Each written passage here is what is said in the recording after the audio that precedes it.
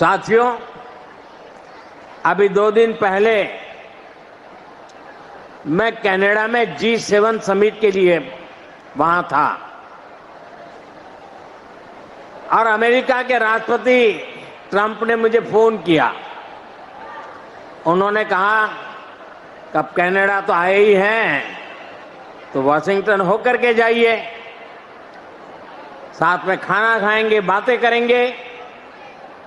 उन्होंने बड़े आग्रह से निमंत्रण दिया। मैंने अमेरिका के राष्ट्रपति को कहा कि आपका निमंत्रण के लिए धन्यवाद, मुझे तो महाप्रभु की धरती पर जाना बहुत जरूरी है। तो लेकिन बात सारी फिर वही है कि इस वक्त हम ईरान का नाम ले रहे हैं, ईरान को कह रहे हैं कि जी हम आपके साथ हैं, लेकिन साथ साथ हम उसी अमेरिका के साथ बैठकर लंच कर रहे हैं जो अमेरिका जो है इजराइल का साथ दे रहा है ईरान को अटैक करने में। और ये वाली पॉलिसी समझ नहीं आती, मतलब ये कौन सी दोस्ती है हमारी, ये कौन सा साथ देना है हमारा। कि ट्रंप इज क्लेमिंग कि मैंने इनकी करवाई है और इंडिया डिनाई कर रहा है। तो ये नहीं हो सकता कि मोदी जी जो कह रहे हैं कि उन्होंने मुझे लंच पे बुलाया और हाँ जी, तो पता हो सकता है ऐसे हो। मुझे जो समझ आती है कि मोदी जी मस्ट हैव यानी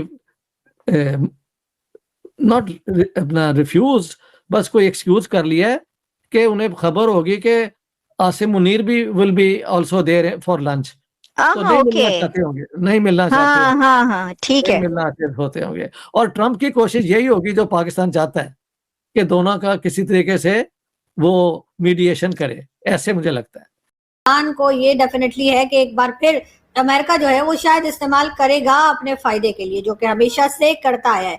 जहां तक हमने देखा है तो चाहे वो भारत हो, चाहे वो चाइना हो या अफगानिस्तान, ईरान, उन तमाम लोगों के लिए जो है पाकिस्तान को हमेशा से अमेरिका ने यूज किया है, क्योंकि जाहिर अमेरिका अपने यहाँ से तो किसी किस्म के ना अटैक कर सकता है और ना ही इस तरह से जाकर इन कंट्रीज को परेशान कर सकता है। लेकिन पाकिस्तान की क्योंकि इकोनॉमी बहुत ही खराब रही है, पाकिस्तान की क्योंकि बहुत ही इकोनॉमी भी खराब रही है और हमारे जो लोग हैं यानी जिनके हाथ में पावर होती है, जो लोग के समझे कि पाकिस्तान को चलाने वाले होते हैं, उनको इतनी दिलचस्पी पाकिस्तान के साथ नहीं होती। आपने देखा ही है कि जब भी रिटायरमेंट होती है या जब भी अपनी चाहे प्राइम मिनिस्टरशिप से चले जाएं, चाहे इदारे से रिटायर हो जाएं, उसके बाद ये लोग पाकिस्तान में तो रहते नहीं है, ना ही इनकी फैमिलीज यहाँ रहती हैं।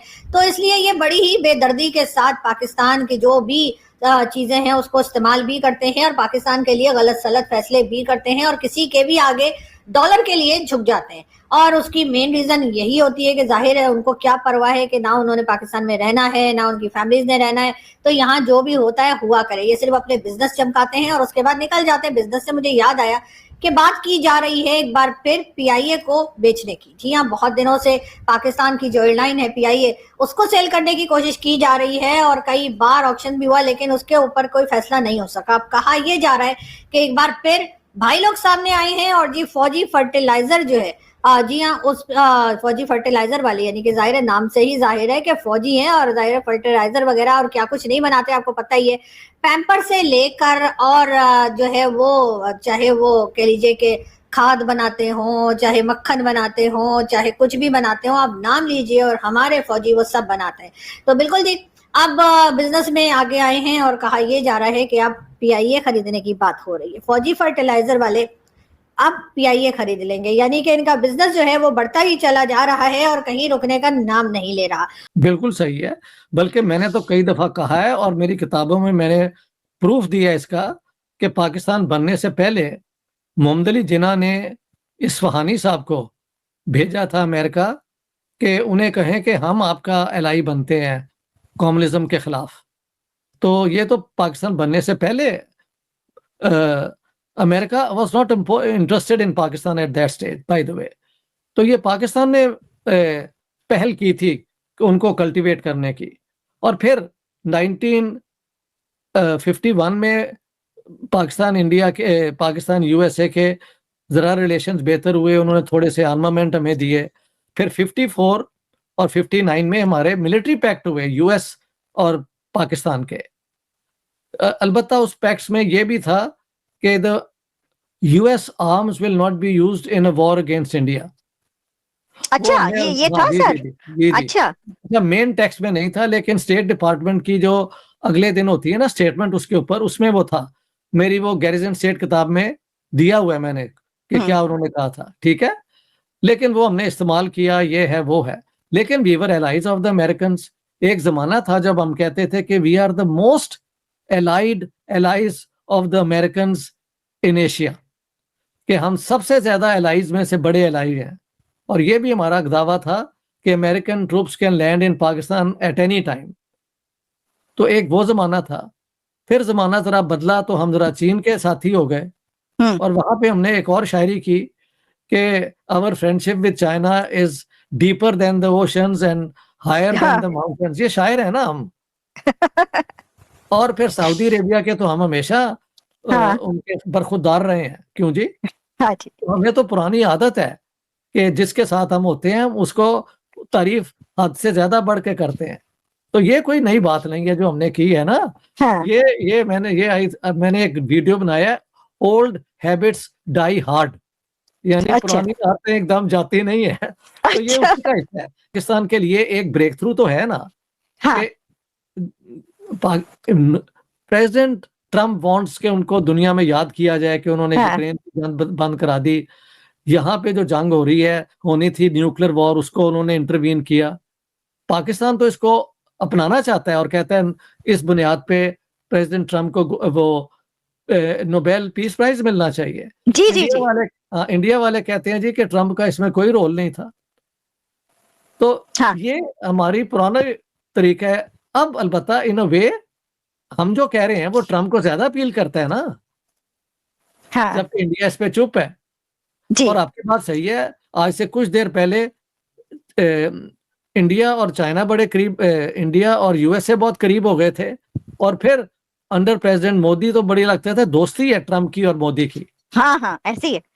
अब जरा थोड़ा सा लगता है कि एक उसमें एक वैक्यूम सा क्रिएट हुआ है। इसके बाद ये हमारी जो मिलिट्री शोडाउन हुआ है ना इंडिया के बाद, Pakistan wants to draw full advantage out of it. अब ये भी हो सकता है कि पाकिस्तान की ये ख्वाब ख्याली भी हो कि हम ये करवा लेंगे वो करवा लेंगे, मगर चलो, मगर एक कोशिश तो है ना। ये पहलगाम के हमले पे सबने कंडेम किया कि ये टेररिज्म इज रॉन्ग, ये वो। उन्होंने एक जंग शुरू कर दी और उसमें फिर सीज फायर भी मान गए। तो डॉक्टर साहब वो तो जो है भारत ये कह रहा है उस पे एक तो नहीं मान रहा कि भाई ये जो है हमने किसी के कहने पर बंद की, जबकि पाकिस्तान जो है वो आगे बढ़कर ये कह रहा है कि हाँ जी अमेरिका ने जो है वो इंटरवेंशन की। और अब गवर्नमेंट ऑफ पाकिस्तान की तरफ से कोई एक ट्वीट भी नजर आ रहा है कि उन्होंने सोशल मीडिया पे लिखा है कि प्रेसिडेंट ट्रम्प के लिए नोबेल पीस प्राइज जो है वो होना चाहिए। अखबारों में आ गया, पाकिस्तानी अखबारों में आ गया। ठीक जी जी जी जी। जय हिंद। बता दें कि कुछ समय पहले ही पाकिस्तान ने ईरान के समर्थन में बड़ी बड़ी बातें की थी। यह बातें किसी और की तरफ से नहीं बल्कि पाकिस्तानी रक्षा मंत्री ख्वाजा आसिफ की तरफ से कही गई थी। आसिफ ने कहा था कि ईरानी हमारे भाई हैं, इस मुश्किल वक्त में पूरी तरह से ईरान के साथ खड़े हैं, हम उनके हितों की हिफाजत करेंगे। इसके अलावा उन्होंने सभी मुस्लिम देशों की एकजुटता की बात कही थी। आसिफ ने कहा था कि इज़राइल केवल ईरान ही नहीं यमन और फ़िलिस्तीन पर भी निशाना साध रहा है। ऐसे में मुस्लिम देशों की एकता बहुत ज़रूरी है।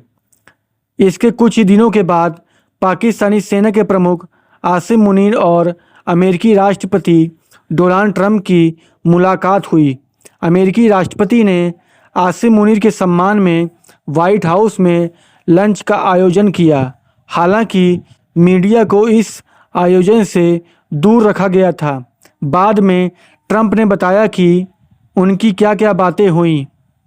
ट्रंप ने कहा कि जनरल आसिम मुनीर को अच्छी तरह से जानते हैं, उनके साथ ईरान को लेकर चर्चा हुई है। यह पहली बार था जब ट्रंप ने किसी देश के सेना प्रमुख के साथ ऐसी बातें की थीं।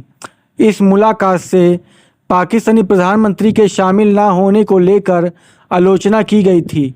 वहीं इस मुलाकात को लेकर तमाम तरह के कयास लगाए जा रहे थे। लेकिन अब जब ईरान पर अमेरिका ने हमला बोल दिया है और पाकिस्तान चुपचाप बैठा हुआ है, तो अनुमानों से काफ़ी कुछ पता लगाया जा सकता है।